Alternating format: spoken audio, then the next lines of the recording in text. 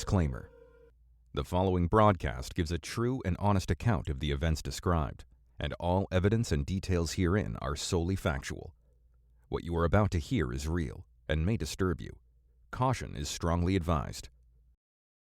Welcome to Dead Souls Social Club. If you enjoy our show and find our research interesting, please consider supporting us. Head over to www.deadsoulspodcast.com and see how you can donate to our research and investigations and find other ways to support us. We really appreciate you stopping by. You can also find us over on Instagram if that's more your thing. Just search Dead Souls Podcast and we'll come up. As always, thank you for joining us.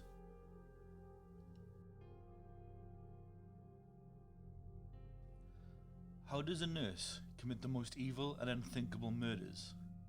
A person who has dedicated their lives to saving the lives and caring for others. How does that transition from angel to demon happen?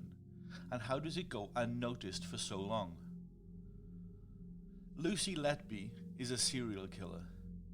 A court of her peers found her guilty on August the 18th, 2023, of the murder of 7 babies and the attempted murder of 6 others. That dark truth remains that we may never know why she became a murderer and committed the crimes that she did. I very rarely cover current crimes on this podcast. I prefer to touch on historical events where the records are complete and the story whole. Tonight's story is an exception, however. The story and guilty verdict only broke some 24 hours ago from when I'm recording this. The reason I'm covering this case tonight is due to the significance of the crimes. The emergence of a new and documented serial killer is somewhat of a rarity post-2010 in comparison to what it once was. Indeed, the 1970s, for example, serial killers were 7 times more common to what they are today, and even then, in that decade, there were still less than 300 serial killer cases. Simply put, surveillance cameras, DNA science, cell phones, GPS tracking, advancements in forensics and criminology, and finally, huge strides in policing and crime prevention technology have made the ability for a criminal to commit regular crime and get away with it significantly less possible or likely. So when a new serial killer does emerge, I'm keen to see what their crimes were, how they committed said crimes, and what was the reasoning and rationale, at least in their mind, for their unspeakable actions. Tonight we discuss the child killer, Lucy Letby.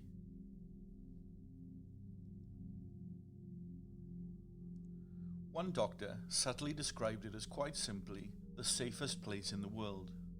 A place where newborn babies, some smaller than even their parents' hand, would take their first gentle breaths in this world. A place where every tiny heartbeat is measured and monitored. A place of celebration and joy to thousands of families, and a gateway from which a new life would enter the world and leave with their family for a full life ahead of them. A hospital neonatal unit is perhaps by definition safe, sheltered and secure. Every year around 90,000 babies are born in the UK that require neonatal care after birth. The British National Health Service data suggests that around 94% of all babies that receive neonatal care will go home with their families as healthy and happy newborns.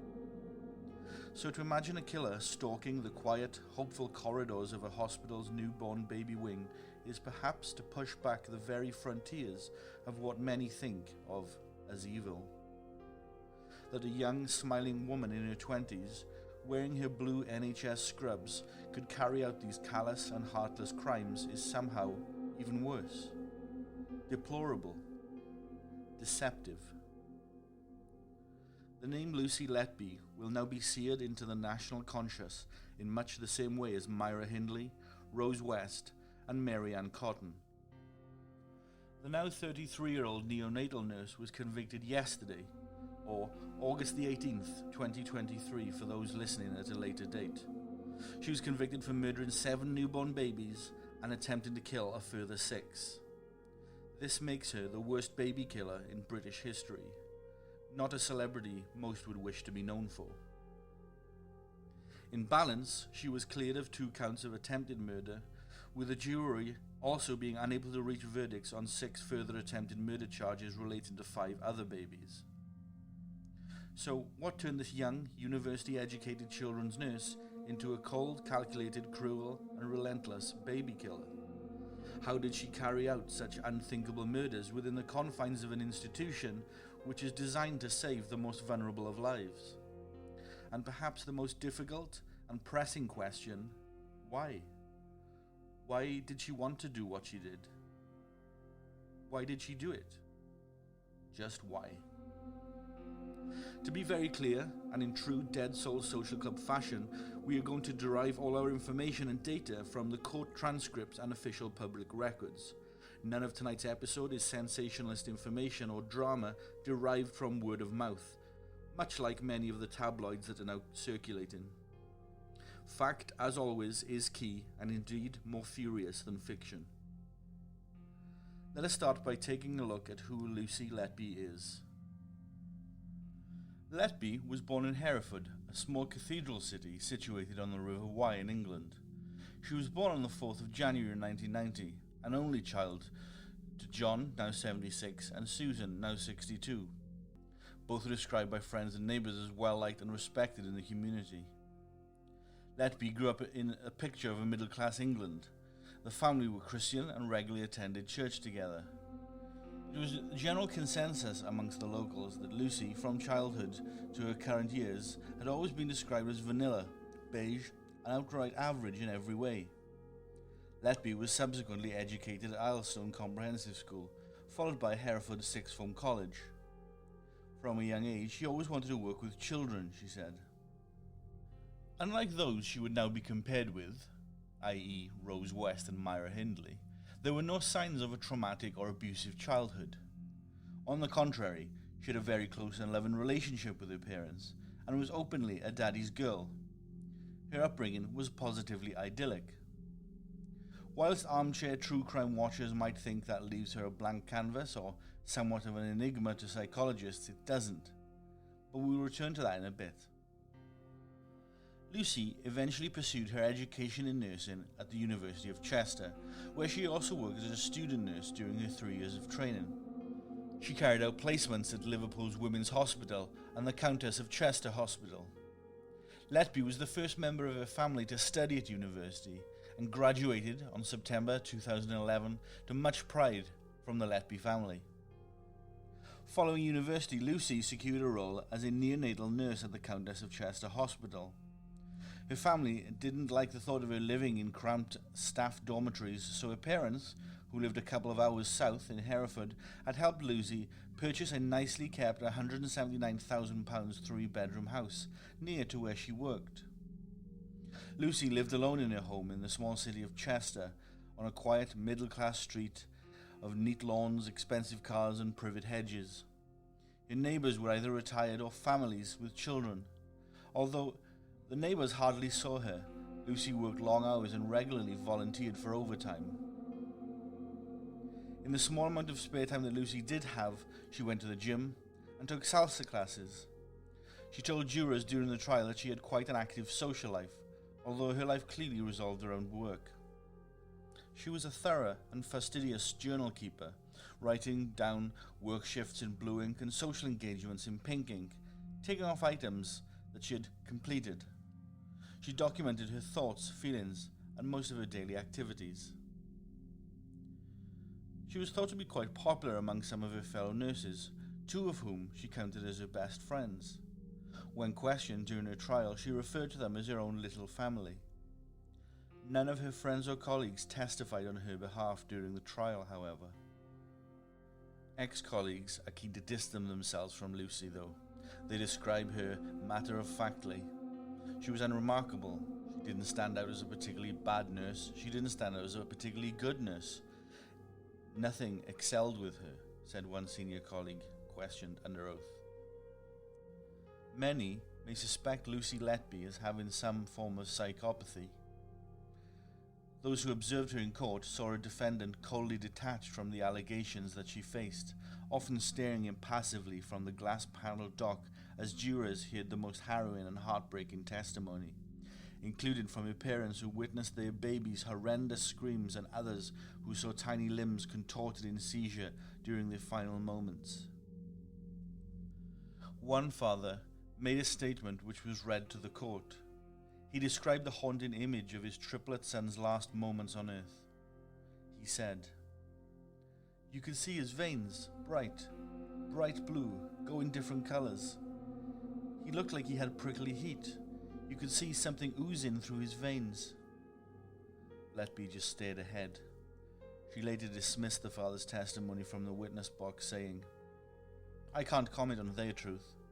I didn't see anything like that myself." Some parents recalled watching the oddly cheerful nurse grinning as she bathed and dressed their dead babies. They would only learn years later that their child had not died of natural causes as they had thought, and that the woman who performed this post-mortem ritual was in fact the person who had murdered their baby. Those babies who survived were not always the lucky ones, though. Two of Letby's victims, a girl who is now 8 and a boy, now 7, both sustained brain damage as a result of her attacks. The girl, who was born 15 weeks early and initially given only a 5% chance of survival, has since been diagnosed with quadriplegic cerebral palsy. She is nil by mouth and requires 24-hour care. It was not until the 16th week of the 36-week trial that Letby would show any emotion. The emotion, however, had nothing to do with her victims. A married doctor, which Letby was said to be infatuated, arrived in the courtroom to give evidence against her for the prosecution. The prosecutor suggested that Letby was having an affair with the doctor, the name of which cannot be revealed here currently for British legal reasons. Letby told jurors that the doctor had been her best friend, although she had not worked with him for very long. Police investigators found his name written in diary notes, which they recovered from Letby's bedroom. Alongside the scrawled notes about the doctor were lyrics to a Craig David song that read, "Love was all we needed, but time let us down." Police evidence revealed that the pair regularly exchanged Facebook messages, went for meals and walks, and he visited her at her home on a number of occasions. After Letby was removed from the neonatal unit in July 2016 amid suspicions about her connection to unexplained deaths, she and the doctor went on a day trip to London and continued to meet regularly, exchanging text messages with love hearts. He wasn't aware, but she had searched for his wife on Facebook and visited her personal page on several occasions. The nature of their relationship was said to be significant, albeit a strange one. He was one of the doctors who would be called when babies suddenly deteriorated. He held senior responsibility on the neonatal unit. It was suggested during the trial that Letby had harmed the babies in an attempt to get his personal attention. As the doctor confirmed his name from behind the screen that shields witnesses from the view of the defendant, Letby started loudly crying and left her seat and attempted to open the door to the court cells. 4 months into a distressing and harrowing trial, and this would be the first time Letby would shed a tear. Before 2015, the Countess of Chester's neonatal unit was like any other in England. A team of around 30 nurses and 7 paediatric consultants provided 24-hour care for hundreds of premature babies each year. Some of the babies, under the care of the unit, were born as much as 12 weeks early and weighing as little as 450 grams or 1 pound. The prospects of such extremely premature babies can be good with the right level of care, despite being born in what doctors call the margins of viability. Evidence shows that for every 1,000 premature babies born in the UK each year, fewer than 2 will die, which is a remarkable and extremely positive figure. So, as a comparable figure, the data for the Countess of Chester neonatal unit shows us that during an average year, only between 1 and 3 babies would die under their care. This is from an annual occupancy of between 1,500 to 2,000 patients. That was until 2015. Over just a 14-day period in June that year, 3 infants died suddenly and a 4th deteriorated rapidly without warning. The babies had been otherwise stable, still only a matter of days old, but expected eventually to go home with their parents. Letby had other plans. Just minutes after clocking in for her night shift on the 8th of June 2015, Letby injected air into an intravenous long line connected to a baby boy who was born just the previous day and prematurely by 6 weeks. The baby was a twin and was born prematurely along with his twin sister. The boy collapsed immediately. Doctors rushed to resuscitate him as his mother, who was at the time in a wheelchair recovering from the labor, sobbed and pleaded, "Please don't let my baby die. Please don't let my baby boy die." Attempts to save the boy failed, and he was pronounced dead at 8:58 p.m. within just 90 minutes of Letby coming on duty that evening. That same night, the boy's father stood awake, guarding over his sleeping daughter's cot, meters from where her twin brother had just died, adamant that his baby girl would be protected at all costs. Relatives of the twin girl took it in turns to watch over her for almost 24 hours, staying with her until 8 p.m. the following night, fearful that whatever happened to their boy would also not happen to their little girl.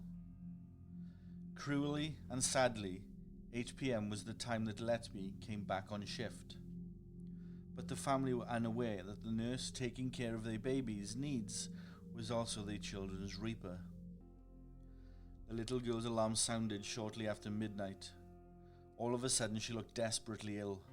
Whatever was wrong with the baby seemingly came out of nowhere and could not have been predicted. The trial here that despite having had no problems in her first 48 hours of life, one of the nurses shouted, "Oh no, not again," as doctors tried to resuscitate her. Hospital staff noticed that her skin was rapidly changing colour in odd purple and white patches that they had first seen the night before happening to her brother. "Not my baby, not again, please," wept her mother. The doctors eventually managed to save the girl's life, but she would remain in hospital for another month before she would be able and allowed to go home.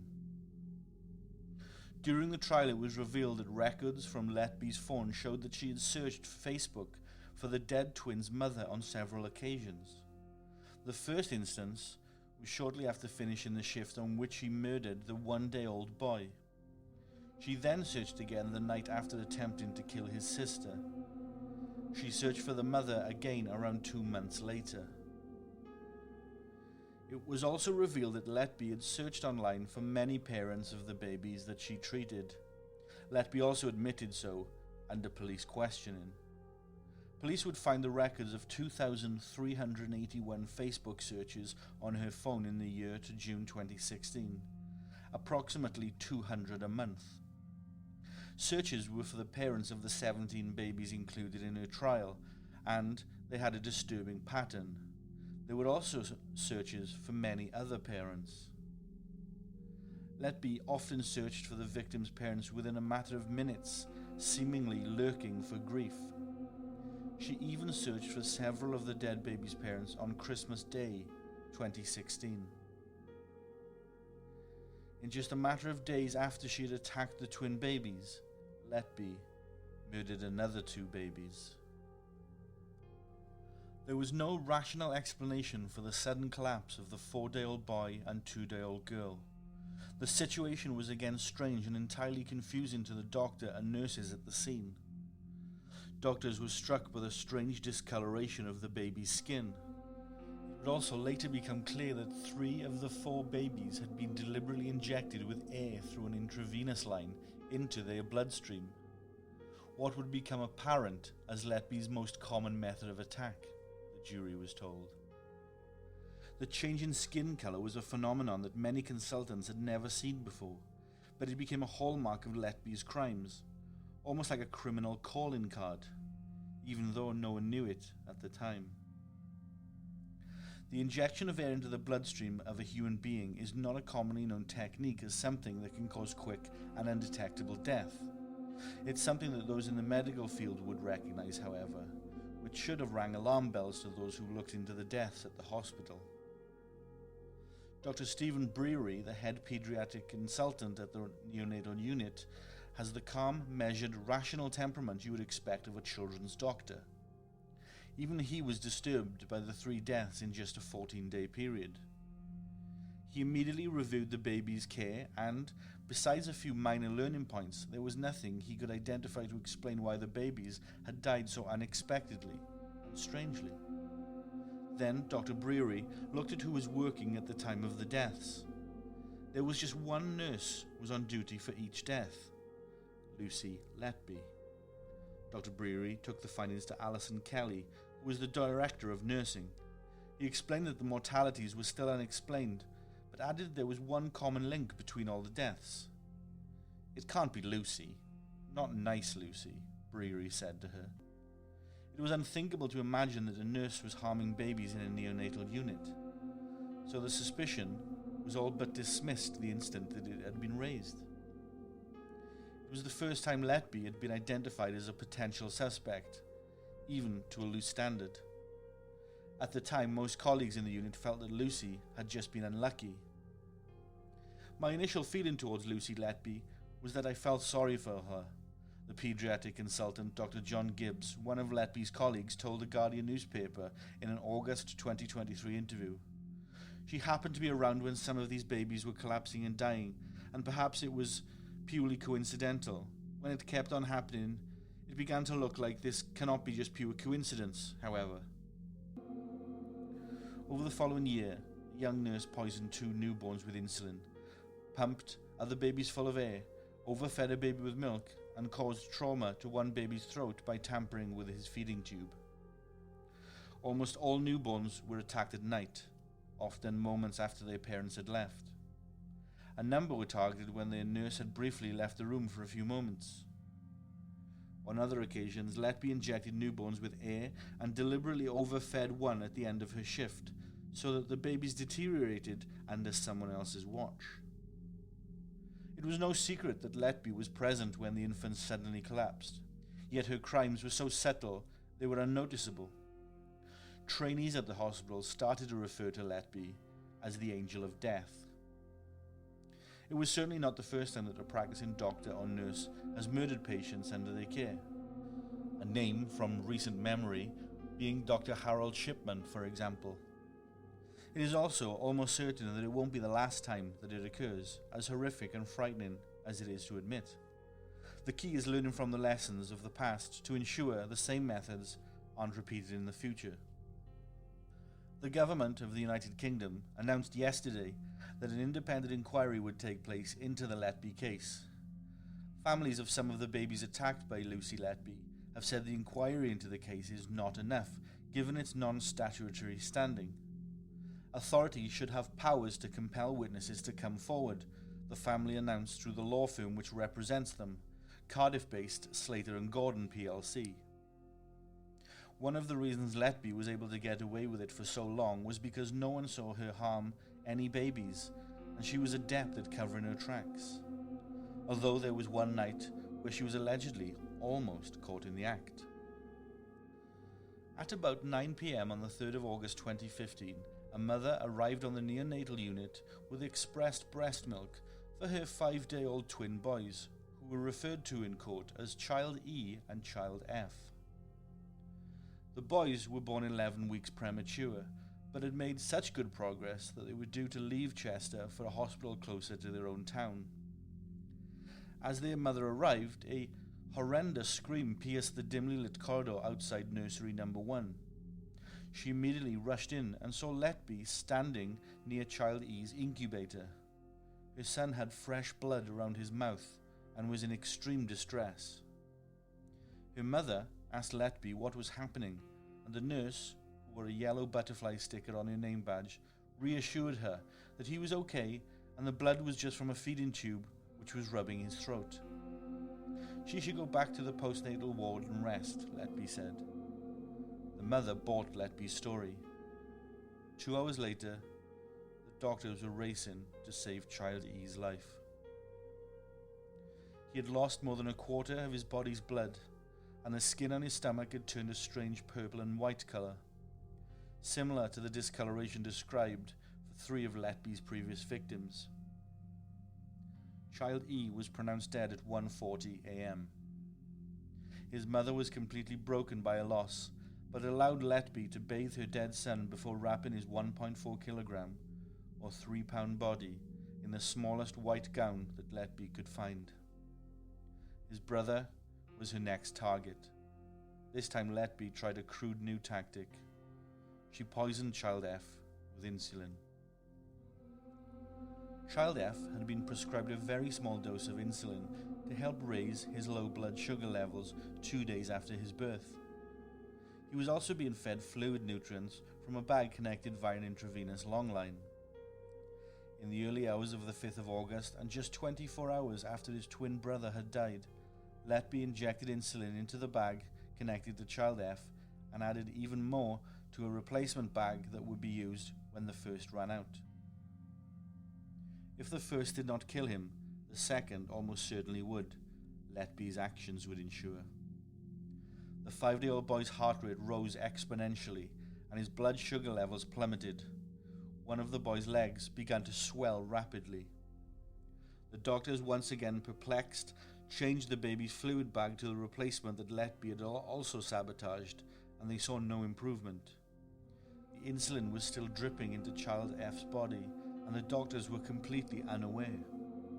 It was only when doctors removed the second fluid bag did the baby begin to recover.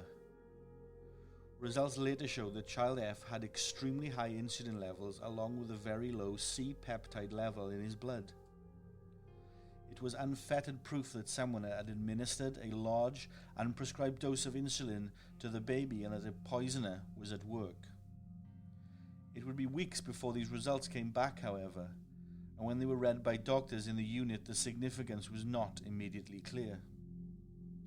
One senior doctor who analysed Letby's victims said they were selected carefully, not chosen at random. Almost all the babies had other vulnerabilities, such as extreme prematurity or inherited conditions. These gave Letby plausible deniability when they died. Intelligent thought had gone into the murders. Any deaths on the unit were described by doctors as unexpected and unexplainable. They were also extremely rare.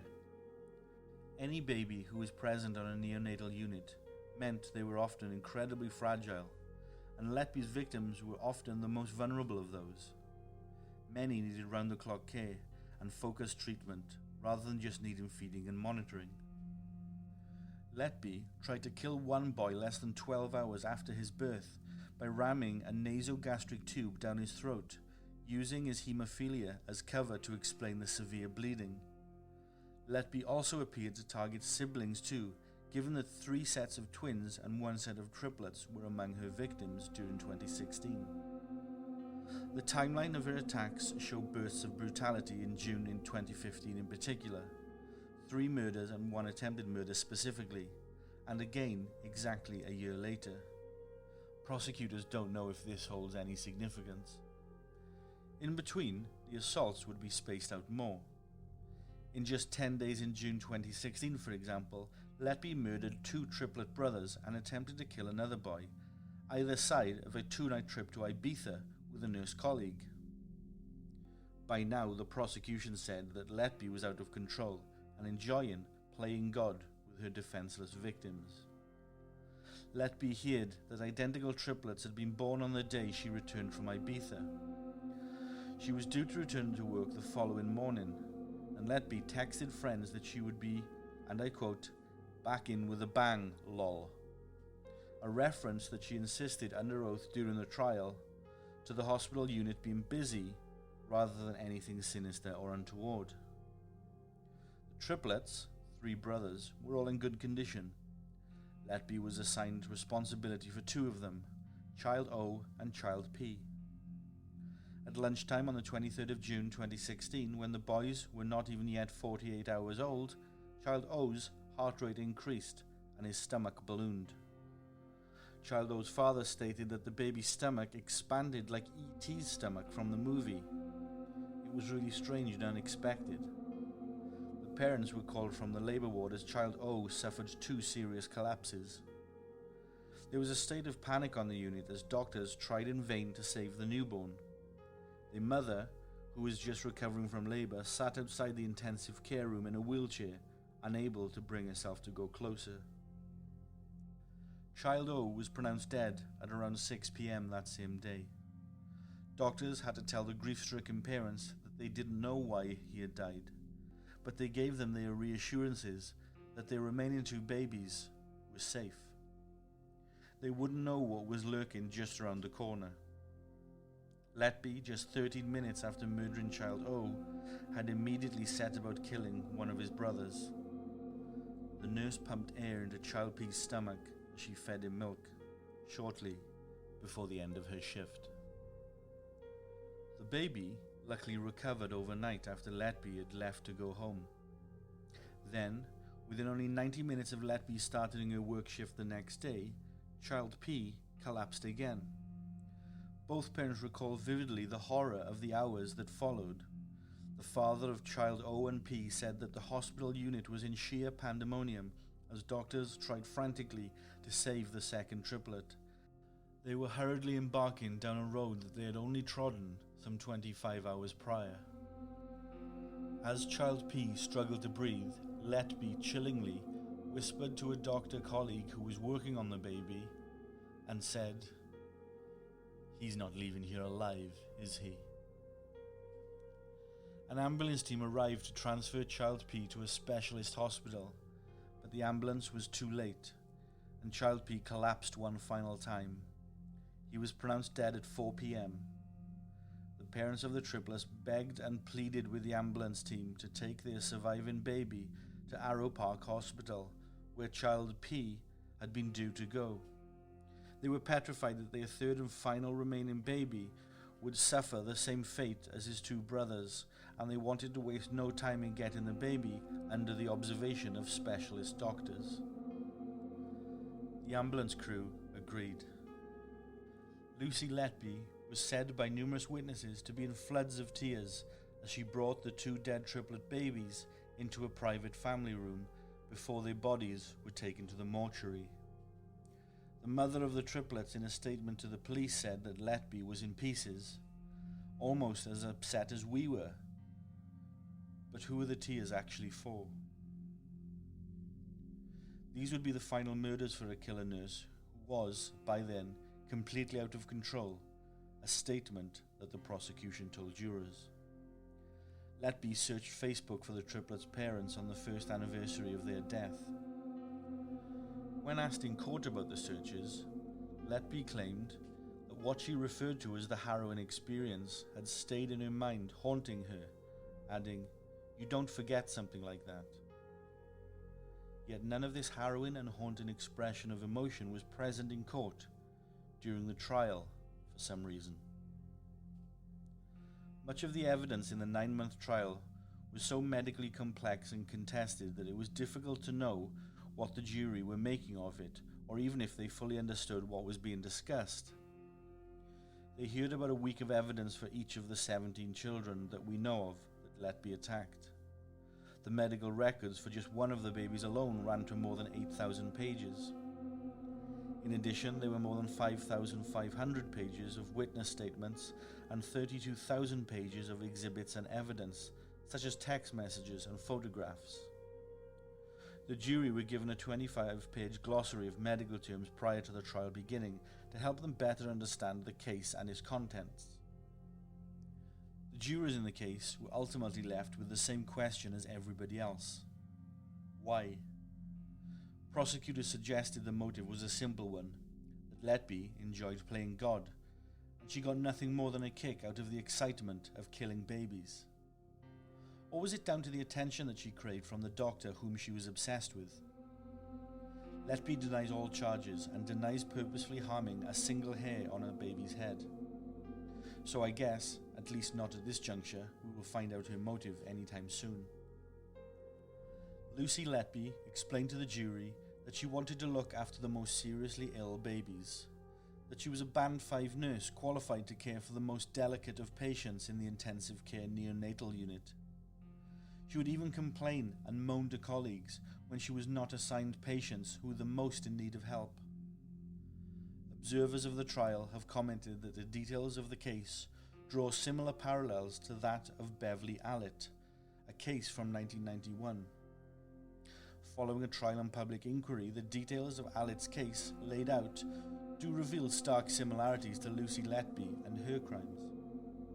Allitt was a nurse in her 20s when she killed 4 babies in her care and attempted to kill a further 3 babies while working as a nurse at a children's hospital unit.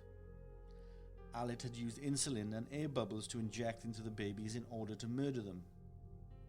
The explanation for motive that was given in the Allitt case was that she suffered from Munchausen syndrome by proxy, suggesting that she harmed her victims in order to win the sympathy of others. Like Allitt, Letby seemed to enjoy the attention she received when the babies in her care collapsed. For months and months, senior doctors and consultants on the neonatal unit had raised a number of concerns about Letby's link to the growing number of unexplained deaths of patients under her care. It would not be until July 2016 that her sickening crimes would come to an end.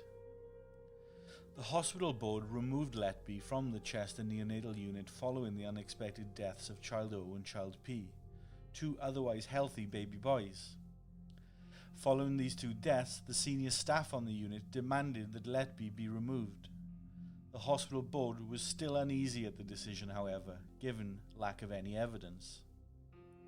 Lucy Letby was initially moved to a clerical role in the hospital's Risk and Safety Office.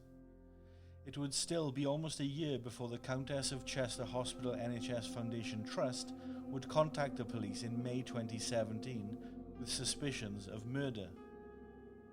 During her trial, Letby spoke of this specific period. She said, "It was devastating. I don't think you can be accused of anything worse than that," while still maintaining her innocence throughout. It would be another 14 months before Lucy Letby was arrested at 6 a.m. on the 4th of July 2018. She was back in her Chester home after returning the previous night from a holiday with her parents in Torquay on the Devonshire coast. Her father was in the house when the police came calling, having stayed in the house the previous night. John Letby watched on as his only daughter was led out of her quiet suburban house in handcuffs and still wearing her nighttime clothing. Throughout police questioning, her time on remand awaiting trial, and during the trial itself, Lucy Letby continuously protested her innocence. She instead blamed the deaths on the incompetence of her colleagues, poor resourcing at the hospital, and the babies themselves being in poor medical conditions. Her defense largely crumbled under cross-examination, however. Detective Chief Inspector Nicola Evans of Cheshire Constabulary said the lack of clues in Letby's background made her a completely unprecedented serial killer, and that there isn't really anything we have found in her background that's anything other than normal. She operated in a really average way, but being average has allowed her to go under the radar, and it's allowed her to operate in plain sight. These are truths that send chills down your spine when you realize that there are horrific criminals out there that current criminologists cannot identify or distinguish. During the criminal investigation, the insulin poisonings were initially the closest detectives had to a smoking gun. There was very little other evidence in this case. There was a strong chance that Letby would walk away from the trial as a free person. But following a search of Letby's home, and in particular her bedroom, police found something that changed the course of the investigation and left them quite stunned. You'll recall earlier we discussed how Letby was a detailed note-taker and journal keeper. Well, within a diary decorated with a teddy bear on the cover and inside a pink leather handbag were a jumble of notes filled with hundreds of scrawled words written in black ink. On green and yellow post-it notes, Letby had written, "I killed them on purpose because I'm not good enough to care for them," and "I am evil. I did this." Letby claimed under oath that they were the ramblings of a person in crisis. Detectives, saw them as the confessions of a serial killer. As soon as Letby was removed from the neonatal unit in July 2016, the deaths stopped.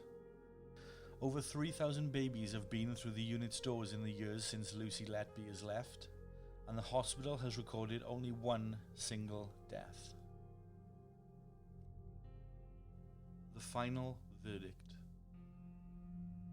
On August the 18th, 2023, Manchester Crown Court announced Lucy Letby has been found guilty of murdering and poisoning babies at the Countess of Chester Hospital. More than 10 months after the former neonatal unit nurse's trial first began at Manchester Crown Court in October of 2022, the jury of her peers found her guilty of 7 counts of murdering babies and 7 counts of attempted murder on 6 more babies. After 110 hours and 26 minutes of deliberation, the 22 charges and the jury's decision in their entirety are thus. Count 1. Murder of child A baby boy, on June 8, 2015. Guilty. Count 2. Attempted murder of child B, a baby girl, between June 8th and the 11th, 2015. Guilty. Count 3. Murder of child C, a baby boy, on June 14th, 2015. Guilty. Count 4. Murder of child D, a baby girl, on June 22nd, 2015. Guilty. Count 5. Murder of child E, a baby boy, on August the 4th, 2015. Guilty. Count 6. Attempted murder of child F, a baby boy, on August the 5th, 2015. Guilty. Count 7. Attempted murder of child G, a baby girl, on September the 7th, 2015. Guilty. Count 8. Attempted murder of child G on September the 21st, 2015. Guilty. Count 9. Attempted murder of child G on September the 21st, 2015. Not guilty. Count 10. Attempted murder of child H, a baby girl, on September the 26th, 2015. Not guilty. Count 11. Attempted murder of child H on September the 27th, 2015. No verdict. Count 12. Murder of child L, a baby girl, on October the 23rd, 2015. Guilty. Count 13. Attempted murder of child J, a baby girl, on November 27th, 2015.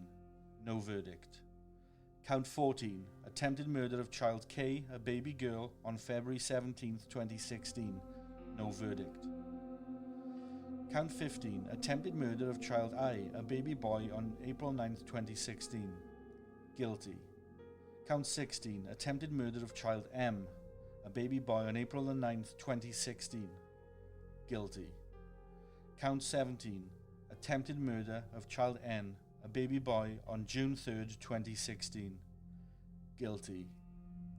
Count 18. Attempted murder of child N on June 15, 2016. No verdict. Count 19. Attempted murder of child N on June 15, 2016. No verdict. Count 20. Murder of child O, a baby boy, on June 23, 2016. Guilty. Count 21. Murder of child P, a baby boy, on June 24, 2016. Guilty. Count 22. Attempted murder of child Q, a baby boy, on June 25, 2016. No verdict.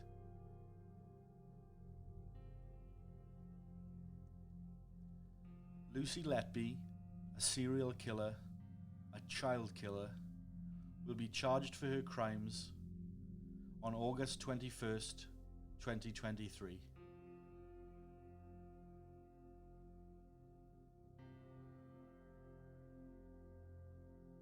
Thank you for taking the time to listen to our show tonight.